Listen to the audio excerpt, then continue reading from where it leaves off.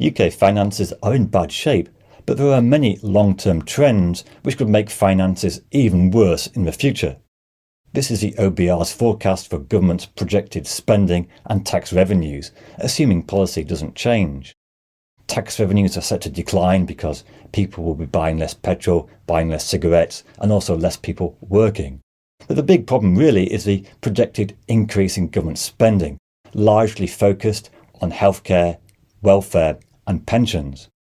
And also these projections don't include the fact that defence spending as a share of GDP may need to rise. And perhaps more worryingly is that there's no sign of economic growth picking up to levels that the OBR are assuming. Last month economic growth was negative again. It was the fifth time in the past 7 months that growth has been less than expected. It means the UK economy is stuck in an ongoing stagnation, which only puts more pressure on the government's budget. Now, in recent years, UK debt as a share of GDP has increased from 40 to around 100% today. And as a result, debt interest payments have also increased significantly from 42 billion in 2020 to 122 billion in 2023. Partly that was due to higher interest rates and inflation too.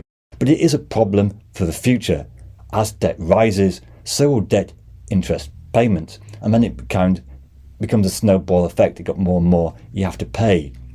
Now, since 2007, the average rate of economic growth in the UK has been declining. This is the declining trend rate of growth.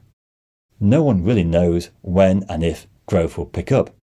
Since 2009, the OBR have frequently predicted that productivity growth will increase back towards its past trend, but it never has. Growth has consistently disappointed. And in the era of increasing turmoil and tariff wars, it may prove difficult to break this. Now, because of low economic growth in the past 15 years, taxes have had to increase as a share of GDP to meet government